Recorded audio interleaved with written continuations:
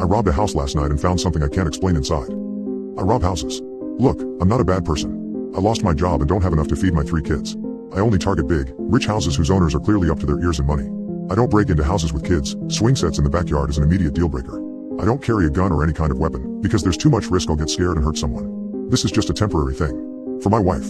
For my kids. To survive. My latest target was a huge mansion on the north of town. It was the perfect house to rob, placed at the end of a lonely road, far from neighbors and witnesses, and it was clear the owners had a ton of money. The house had all the extras: a captain's walk overlooking the front yard, a massive deck in the back, and several bay windows.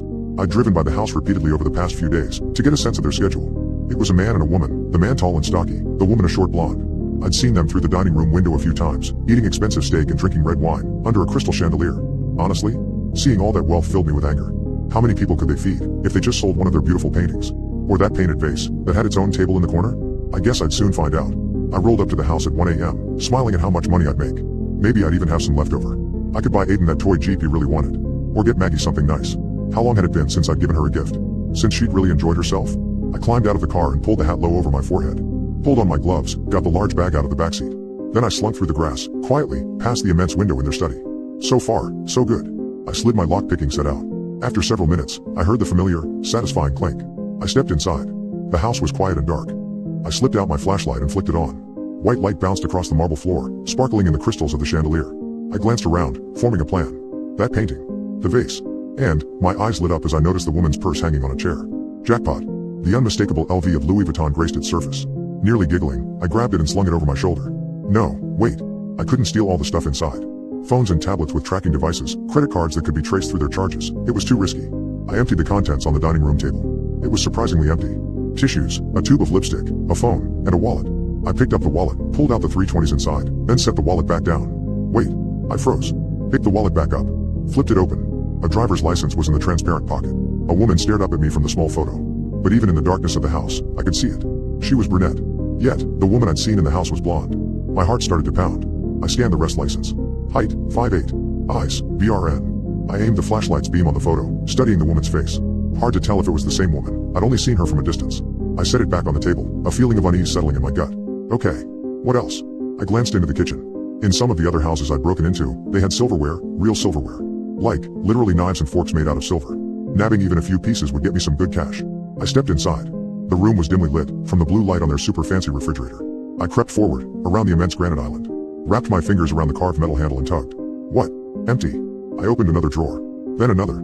They were all empty. A terrible feeling settled inside me. Just take what you need and get out. I walked back through the kitchen, back into the foyer. A painting hung on the wall, set in a gilded frame, depicting a roiling ocean under a stormy sky. I grabbed the sides and lifted. It was heavier than I expected, but I was able to lift it off the hook and shove it into the bag. Okay.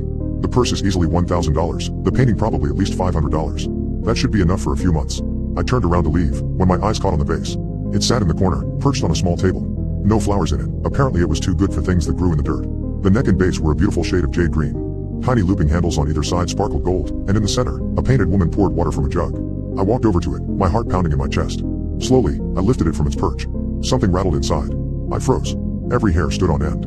I brought it up to my face, examining the woman, the curls of gold. Just leave it. The voice inside me screamed. You have enough. Leave it. Get out of here. I tipped it over. 2 nickels rolled out. I let out a breath I didn't even realize I'd been holding. Then I let out a laugh, a soft hiss through my teeth. What? I really thought something scary was in there. Like what? A bone? A finger? A dried up, rotten human heart? Stupid. I threw the vase in the bag. Now, really? Get out of here. But, I glanced across the hall. The door at the end hung open. I could see the edge of a bed, a fancy wooden post, and beyond it, something glistening on the vanity table. Jewelry? Before I could stop myself, my feet were moving forward. I grabbed the edge of the door, slowly pushed it open. No. The sheets were soaked red. Terrible shapes lay in the bed, twisted and still. I stumbled back, a hand clamped over my mouth, fighting the urge to scream. Thump, thump. Footsteps, above me. Did you hear that? A woman's voice. Yeah, a man's voice replied. I think someone's downstairs. I bolted, my feet slipping against the marble floors. Leaving the stolen goods, I ran out of the house, across the front yard. I dove into the car, panting, and peeled out of there. I was right, it was the perfect house to rob. But somebody had gotten there first.